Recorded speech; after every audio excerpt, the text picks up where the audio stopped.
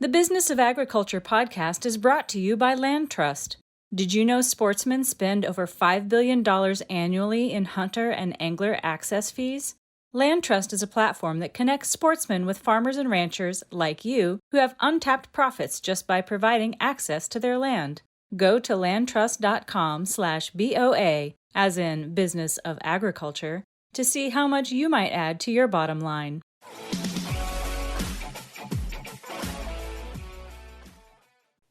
Greetings. Hey, thanks for joining us here on the Business of Agriculture podcast. It's me, your host, Damian Mason, with a great show for you today because I got a great guest. He's a friend of mine and one of my business partners. That's right, Todd Thurman, proprietor, founder of SwineTech. He's a livestock efficiency consultant, has worked all over the world, lived in Russia for 2 years, used to travel to China the way like you might drive to the local grocery store. The guy's been around. He's got a lot of good stuff to share. He's also my partner in the Business of Agriculture Success Group. That is a networking organization where we put together 2 monthly Zoom meetings and share dialogue, insights, information about the business of agriculture and the future and how you can succeed in tomorrow's agriculture. It's a great organization that Todd and I teamed up with to start putting on back in September.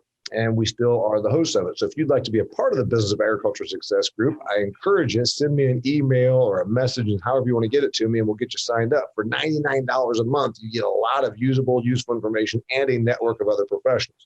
So Todd Thurman, welcome to the Business of Agriculture Success Group. You're my business partner. And I'll say that about many people. You're my business partner and a special returning guest because you've been on my podcast multiple times. Thanks for having me. And why don't you go ahead and share with our listeners what your dear mother said after listening to the last episode you were on with me last year. Well, let's see. She's not a huge fan of yours, but I think she's warming up. So here's another opportunity for you to appeal to Todd's mom. You know what? I can tell your mother, she's not the only mother of my friends and certainly of the girlfriends I used to have that's not a big fan. Somehow this just happened.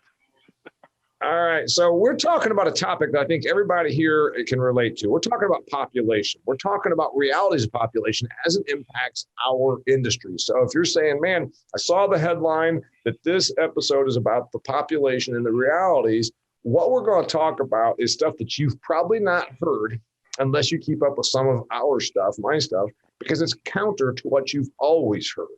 The reality is we're not going to be overpopulated. We're not going to run out of food. We're not going to have people, 12 or 15 or 30 billion people in addition to the 7 billion we have right now. These are realities that we're going to talk about. We're going to talk about specifically what it means to you and your business. So Todd, did I adequately set up the topic for these people?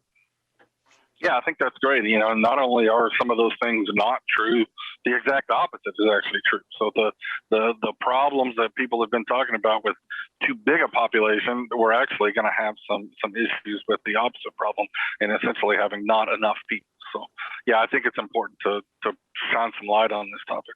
Yeah. So the if you're saying, all right, Damian, in the first 2 minutes, tell me what you and Todd are covering. It's realities of population globally and here in North America, where most of our listeners come from.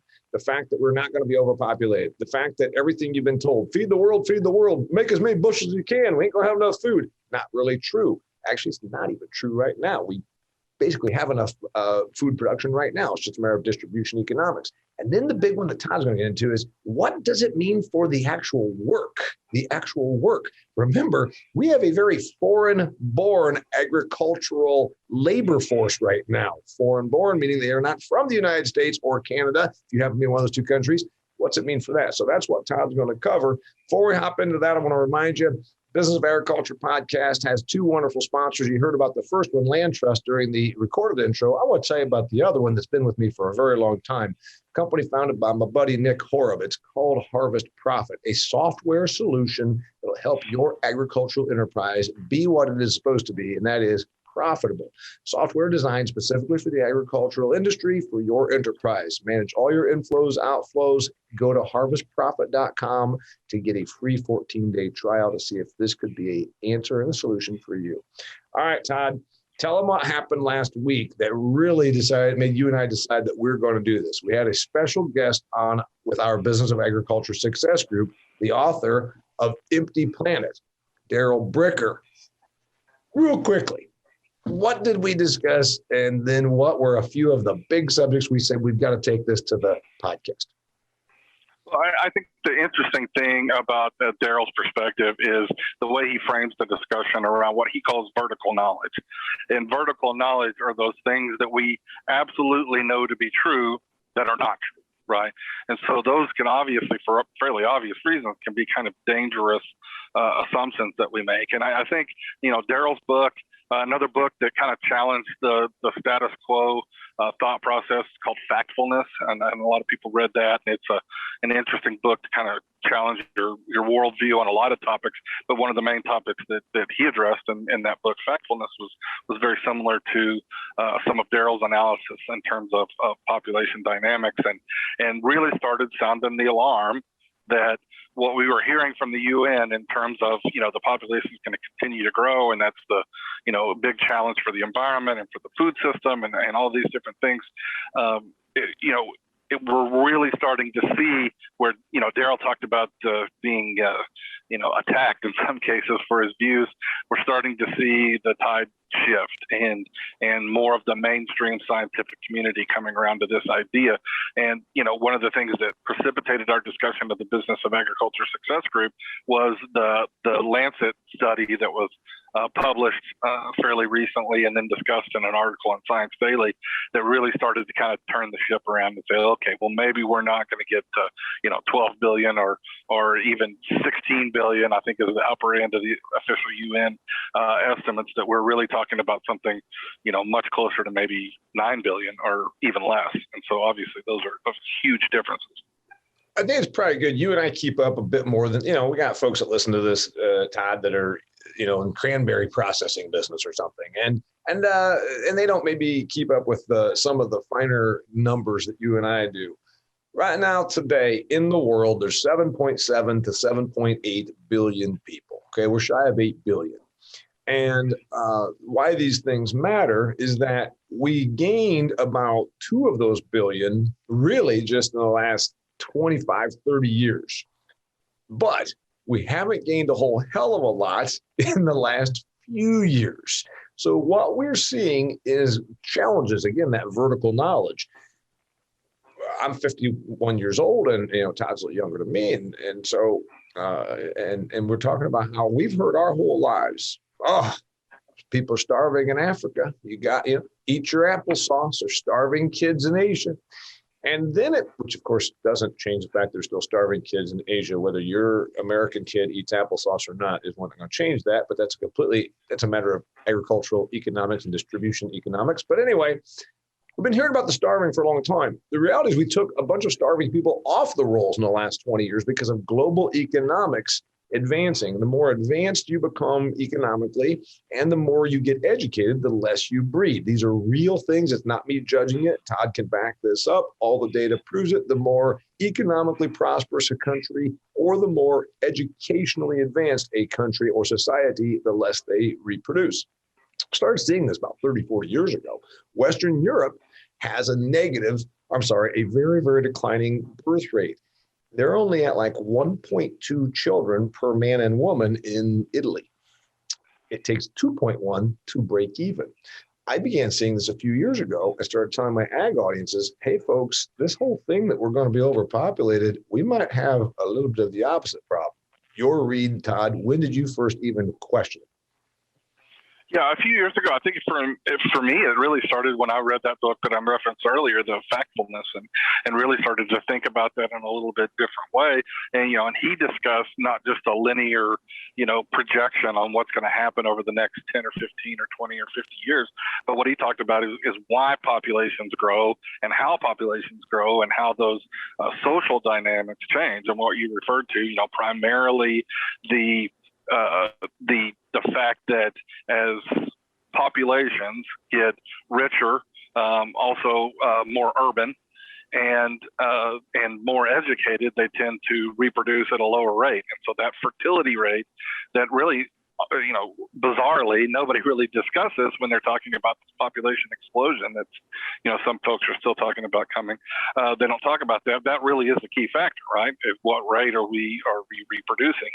And as you mentioned, in pretty much most of the developed world, that is below replacement rate. And in even much of the developing world, we're already seeing that start to shift. One of the things that we talked about when we were putting together our program for the Business of Agriculture Success Group was that day, that morning, our timing was great because China announced, or actually China didn't quite announce it yet, but there was a breaking story that China was about to announce their first population decline in, I think, 60 years. So really what we're seeing is not just in developed countries, not just in the West, but even in a lot of developing countries in Asia and Latin America, we're already seeing this shift. We're already below replacement rate. And, that's going to be a huge problem moving forward.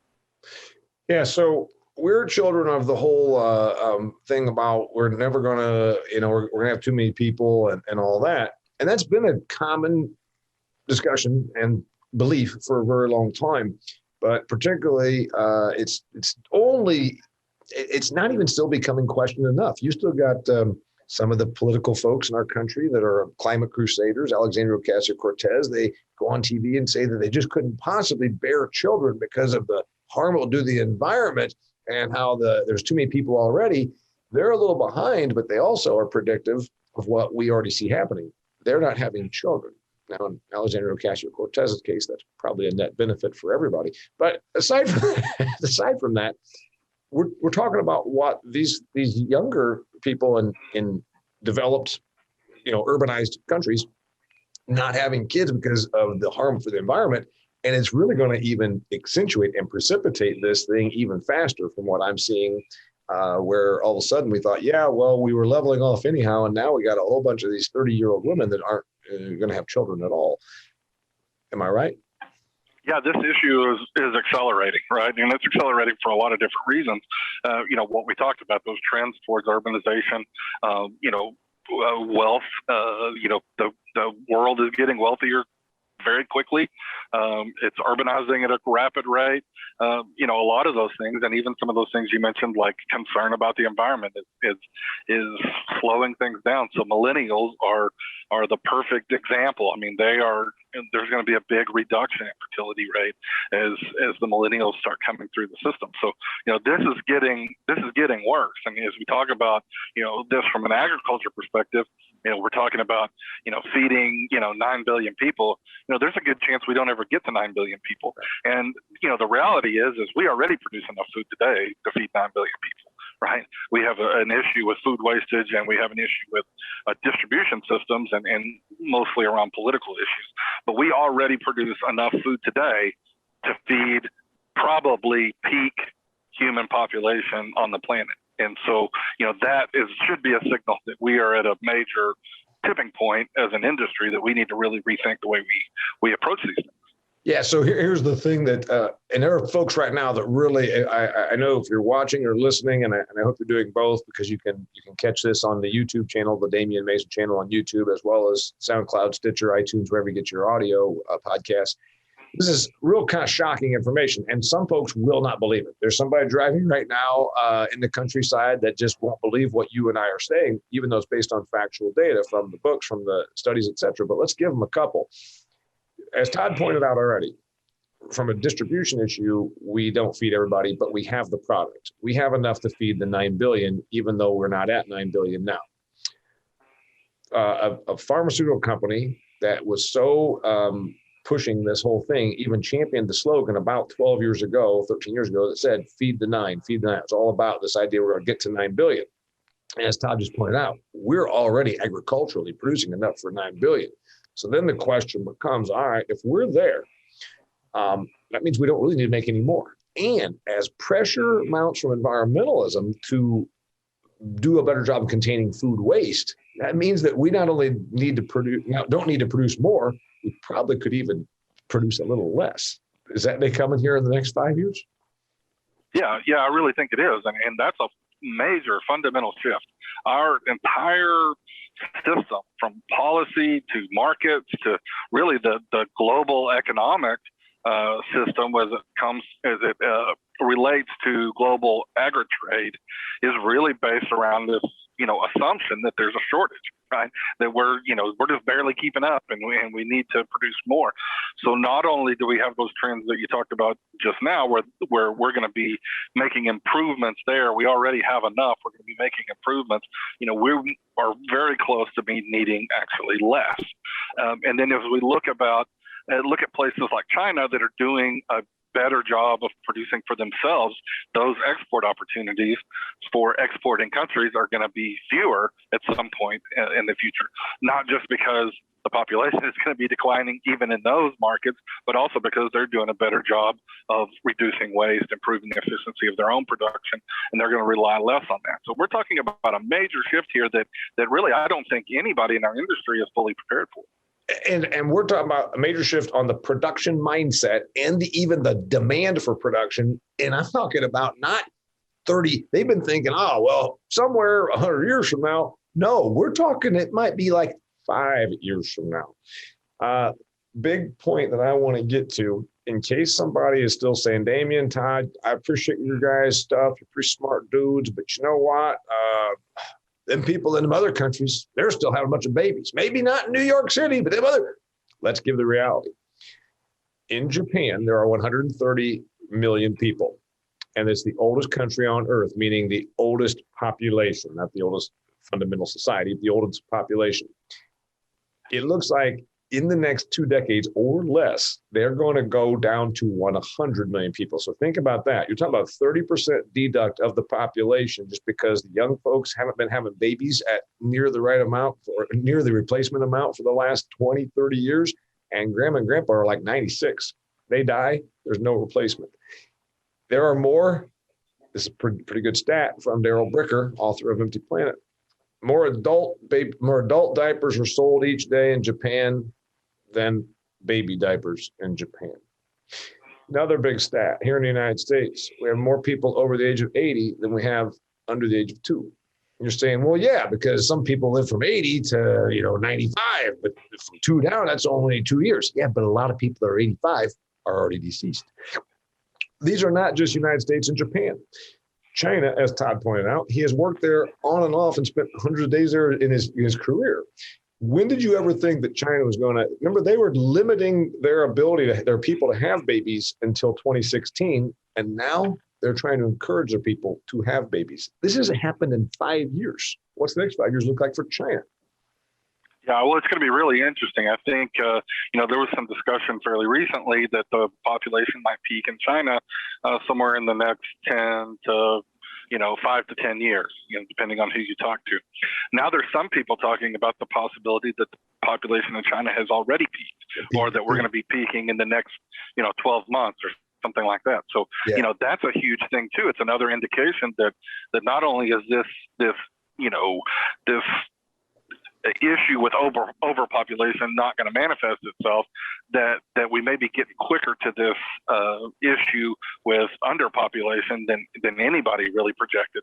And so if anything, I think this thing is moving faster than what people anticipate, even some of the people that were on the front end of this analysis. I mean, if you just look at this Lancet study compared to the UN numbers, so the Lancet is saying in 2064, the global population is going to peak at about 9.7 billion. Well, the UN says at 2100, the global population is going to peak at 11.2. That's their official number, I think, which they've got a range there, but 11.2. So we're talking about huge differences. We're talking about 2.5 billion people difference in two very respected, studies. And the momentum is all for reducing. Even the UN has been reducing their numbers, albeit really slowly and by fairly insignificant numbers. I think we're going to start seeing the UN turn around pretty quickly, because the tide is definitely turning here. And we're looking at around 9.7, according to the Lancet. Some of those guys like Daryl is saying it probably won't even get to 9, probably somewhere between 8 and 9, maybe 8.5 billion, somewhere around mid-century, and then reduction. And so even the Lancet is saying 9.7 in 2064, a reduction to 8.8 by 2100. And so almost everybody agrees at this point that we're going to be in population decline sometime in the next 15 years or so. Significant population decline, pretty much everywhere but Africa. Africa is going to be the only place that's growing. You said everyone agrees. No, they agree that we're going to slow down on growth. You and I, and some of us that have read a few other things and just keep looking at mega trends and micro trends, are saying, no, not just slow down on growth. We're going to absolutely see stuff that this almost is like, what the hell has happened? In hundreds and hundreds of years, I never thought this was going to happen. I say it's coming fast. We're going to talk about what it means, whether you agree with me that it's going to happen faster, it's going to make your head spin, or whether you more are with the United Nations that think, oh, well, we'll keep growing but at a slower rate. And then by the year 2100, it'll be 9.7 billion people. I think the UN is way off and almost verges on an activist organization. So that's a different story.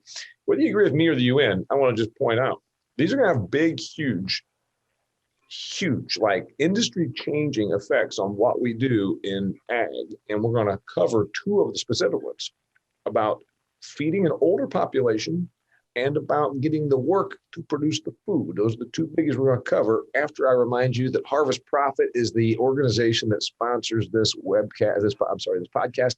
Harvest Profit's a software solution that really just looked at what they needed in the marketplace. Nick Horeb, the founder, said, you know what, I'm not even a software guy, but I know that there's a software demand in agriculture that can serve these people better. He started by seeing a need, a demand, and set out to fill it with a better product. Go to harvestprofit.com, read the articles he has written, and look and see if this product can benefit you and your operation to make it what it's supposed to be, more profitable. All right, two big things. Who's going to do the work, and then what's going to have to happen on our industry? Which one you want to go with first, immigration or food processing and the reality for us? Let's talk about immigration first. Immigration. In my book, Food Fear, which I'm, of course, going to remind you, if you haven't picked up your copy, please do so at DamianMason.com. Don't go to Amazon. Bezos don't need money. He's just going to take a rake out of my money. In here, I talk about a thing called immigration indigestion.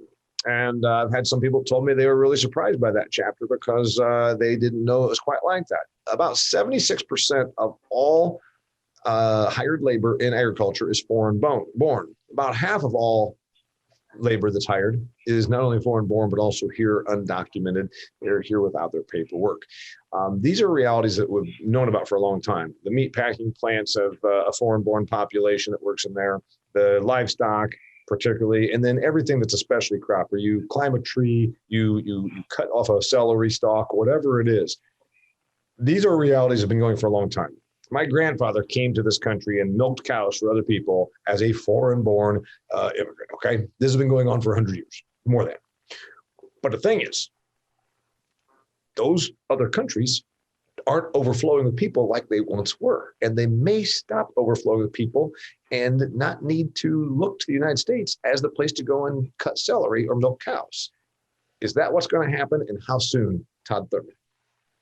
Well, I think we're going to start seeing major shifts very quickly. Even in the next 5 to 10 years, we're going to start to see these population flows changing. So if you start looking at, where are people coming from and where are they going to?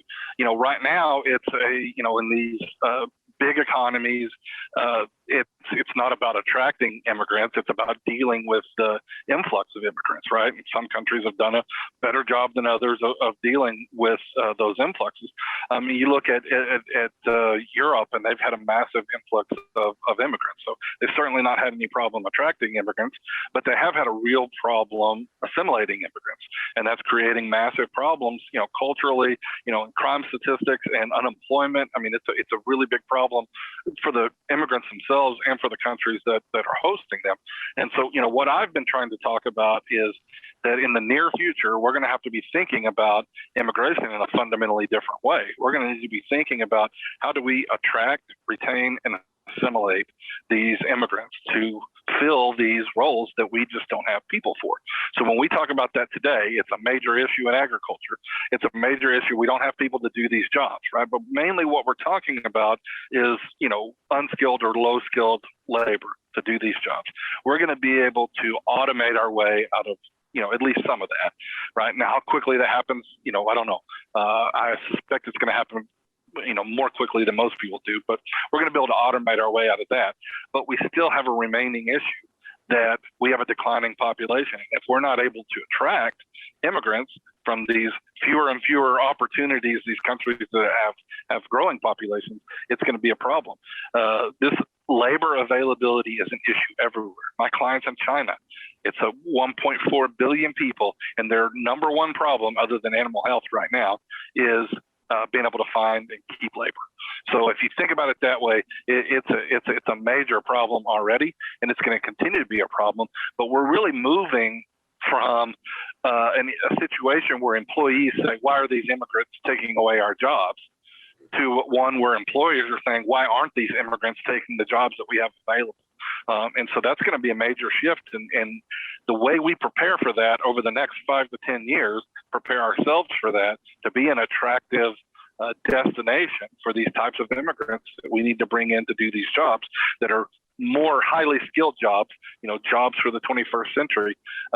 This is going to require a fundamental shift. And this is a very politically charged issue, not just here in the U.S., where it's obviously a politically charged issue, but everywhere. It's one of the driving forces for politics in Europe right now as well, and really in a lot of the rest of the world. So those are issues that we're going to have to sort out. And I think those countries that do a good job of figuring that out and doing that right and are able to attract, retain, and assimilate those immigrants are going to be quite successful in this new economy that emerges. And those that aren't able to do that are going to really struggle.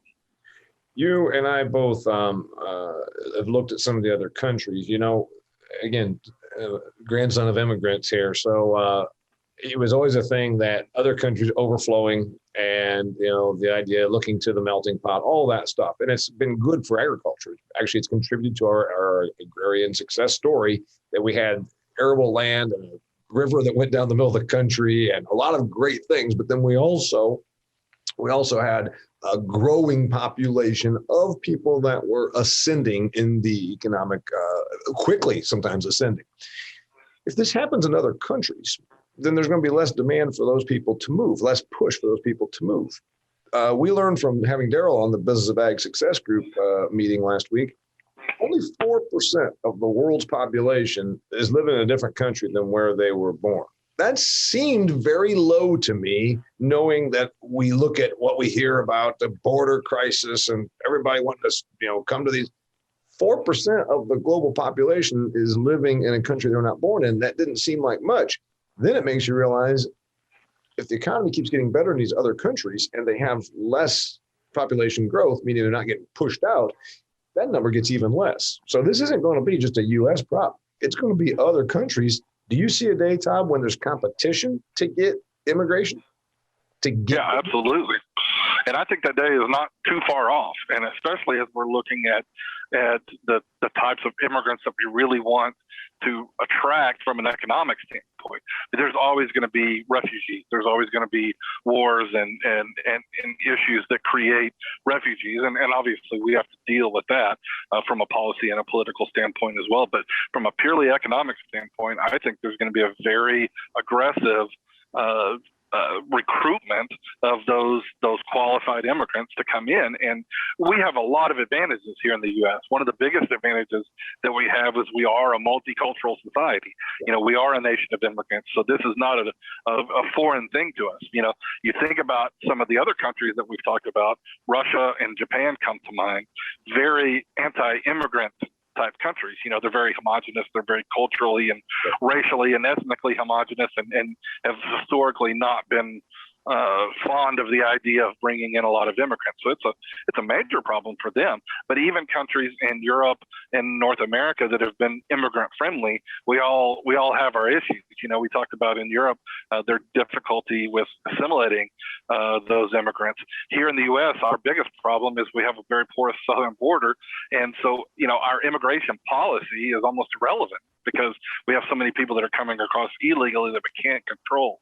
Right. I think as we look for a model here, we need to look to Canada. And Canada's got a lot of the same advantages that we talked about. They don't have the porous southern border that we have to deal with. And so there's certainly some advantages that are built into their system. But that is a very immigrant-heavy population. 22% of the current population of Canada was not born in Canada. And so this is a very significant deal. So just using the numbers I just gave you, if only 4% of the entire global population is living in a country they were born in, and just to the north here in Canada, 22%, you got 5.5 times the global average is foreign born. And you're saying, well, is that good for them? Well, it seems to be their policy because they believe that it's that need for immigration that's going to help continue to make their economy move forward. What does this mean for the people listening to this podcast? I can tell you that Todd works obviously a lot in the livestock industry. If you went to one of the big sow operations or a vertically integrated hog operation, how many of the employees are going to be foreign born? Depends on where you're at, but almost certainly 70% plus. And so there is obviously a demand out there, and we could say the same thing about dairy. You could say the same thing about meat processing. We'd say the same thing then obviously about the specialty crops. And I'm not talking about California like we always think of. Florida has specialty crops. Alabama has specialty crops. There's places where we need hands to be doing, handling stuff in agriculture. Automation's a problem. You've been a big proponent of talking about automation is great. We've been doing it for 1,000 years in agriculture. That's why we're not out walking behind the ox with a wooden plow. What's the other problem with automation, Todd? Well, the problem with automation, and it solves a lot of problems, right? It solves the problem of not having people that are willing to do, manually intensive jobs, dangerous jobs. I mean, there's a lot of advantages of automation, obviously. And we found a new reason to be interested in automation recently with automation in packing plants, for example, to reduce the number of people in the case of a human health issue where we're concerned about having people, large numbers of people close together in working conditions that certainly aren't ideal if we think about it in the context of a pandemic. So automation is going to be a part of the solution to labor challenges moving forward. But the main problem with automation is robots don't pay taxes, right? And so what we have here is not just a declining population, but a rapidly aging population. So we have, from a social standpoint, from a economic standpoint, we have more takers, so people that are taking out of the system, than we have people that are putting into these systems. And so that's really, from a demographic standpoint, is the major challenge. And so if we, overuse automation, that creates a problem because, these robots solve some problems, but they create others. And one of the problems that they create is that they don't contribute to the support of the older generation. Well, speaking of the older generation, and so that you and I can hear for the last few minutes of this podcast, we've thrown a lot of stuff at people to think about, and a lot of stuff that they haven't thought about here till now, right? Think about this other reality. You got an aging population. In the United States of America, we right now, and you can look this up, our median age is around 38 years old. When I was born, it was in the mid to high 20s, like 27 years old. So our median age, half above, half below, has increased by over a decade in 50 years. If you're a young person, you're saying, well, that's a hell of a long time, 50 years. Well, looking at the time horizon of humanity, it ain't a long time at all. We're getting older. What does that mean for ag? Well, again, we used to always think about produce, make as much food as you can, and we're just going to keep eating more.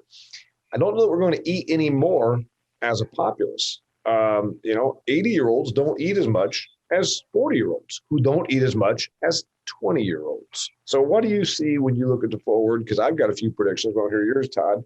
What's it going to change in our shift here agriculturally? I've got two big ones. I want to hear yours.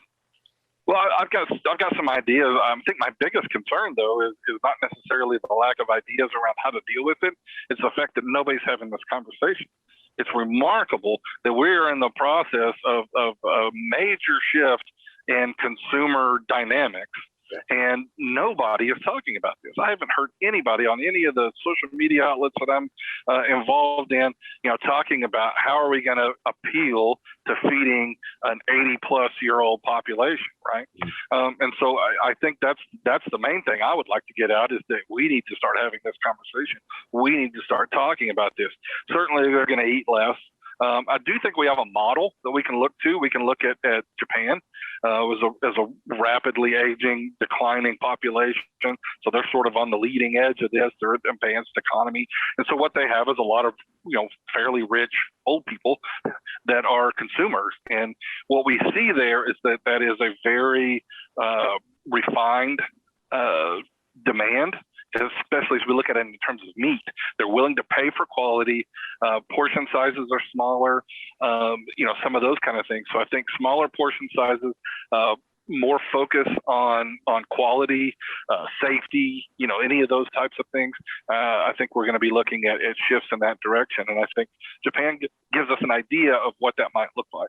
I would agree on a population that's got more education, more money, and there's less of them. It's about quality. But as far as it being for the old people, anybody that's ever gone with an old 87-year-old person to Shoney's at 4 p.m. for the dinner special, I'm not sure that we'd call that high quality. I'm not sure we're going to call that the highest end fare.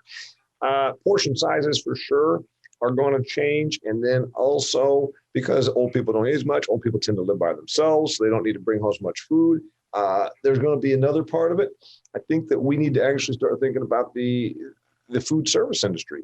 Food service industry got rocked with the whole pandemic. They had been pretty well dialed in, man. They knew how to, the Cisco's and the huge food companies that deal with institutional food providers. Man, they knew how to do that. And we got shifted like this. Like you said, Damian and Todd are talking about this, but the rest of agriculture is still out here thinking, hey, just keep making as much as you can. We'll throw it in a 50-pound bag and sell it somewhere. You got an aging population, not just here, but all of the rest of the developed world. So we're talking about package sizes. We're talking about things that appeal to them. All kidding aside, should you buy stock in Depends? I don't even know who makes Depends, but you're going to be selling more Depends than Pampers, very likely in some of these countries. It's already happening in Japan. Well, what about then the food? Old people eat differently than 25 to 55-year-olds. And we are focused always demographically in that 25 to 54. That's where advertising and the whole focus has always been. And we're going to continue to get out of that. Yeah, I think, that's really what we need to be talking about is really understanding those needs. I think you and I are trying to deduce based on other things that we know, what this population wants or what they need. The big part of the problem is very few people are out there asking them, and nobody knows what they want or need because nobody's out there asking about them. Nobody's out there thinking about them. And at the same time, they're the fastest growing population in our country. And it's just mind boggling to me that message doesn't seem to have gotten out. So if you're wondering where all this goes, Todd and I are going to have another one of these Business of Agriculture podcasts where we talk about appealing to the aging and or more affluent consumer. Because as much as I talk about the more affluent, I always say things like, hey, Whole Foods drives me crazy, but by God, they figured out how to get 4.5% to 5% profit margins when Kroger's over there with 1.2 or 1.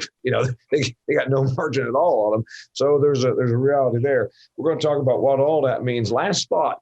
Aging population and way less population growth. What's it mean for everybody listening to this podcast, Todd?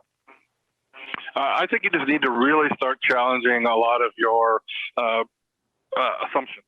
And as we talked about very early on when we first started this discussion, our systems are all built around this notion that we need to produce more and more and that there's a shortage.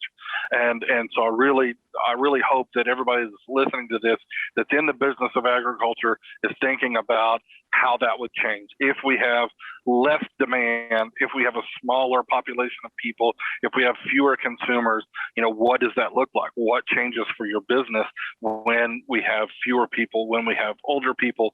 There's major shifts here, and I just really want people to be, thinking about that in a lot in different ways, because it's going to have a profound impact on almost every aspect of agriculture, from the policy, the government policy, from the economics of agriculture, from dealing with consumers, labor we touched on. I mean, it's hard to think of an aspect of agriculture that's not going to be profoundly affected by this, megatrend.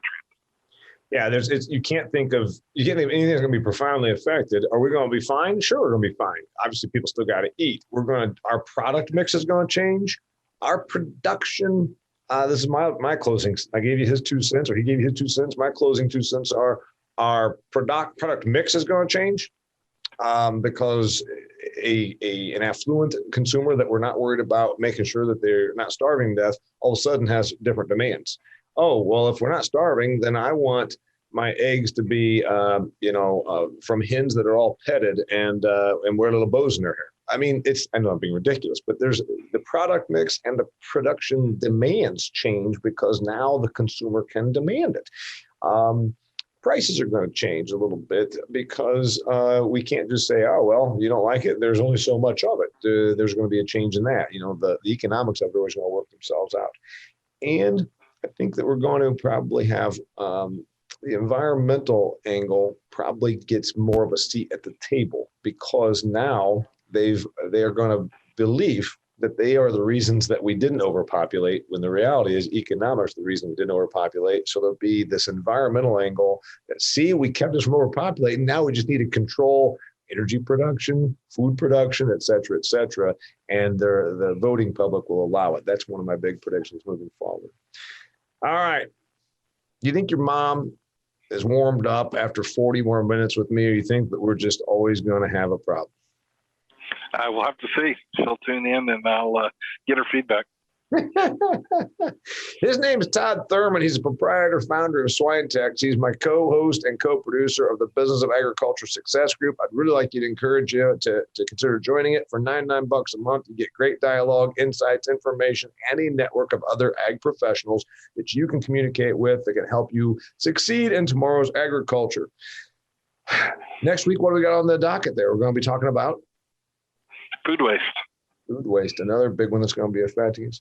All right. He's Todd Thurman. If they want to find you, where do they do that? He's very present on LinkedIn. Yeah, LinkedIn, swinetex.com, SWINETEX.com. All my contact information is there. That's probably the easiest way. Fantastic. I'm so glad he's here. I'm glad that we became partners on our production. This episode brought to you by 2 sponsors. You're going to hear about the one as soon as I hang up, and that's Land Trust. The other one I want you to remind you of is Harvest Profit. Go to harvestprofit.com. Check out their software package and see if it will work for you. I've turned on a bunch of my listeners, a bunch of my cohorts in ag. If they're doing it, you can try it too. It might make you what you're supposed to be, more profitable. Go to harvestprofit.com for a free 14-day trial. All right, man. Until next time, Todd Thurman, Damian Mason. Say bye. Thanks, Damian. Thank you. Until next time, it's the Business of Agriculture. Thank you for tuning into the Business of Agriculture podcast, sponsored by Land Trust.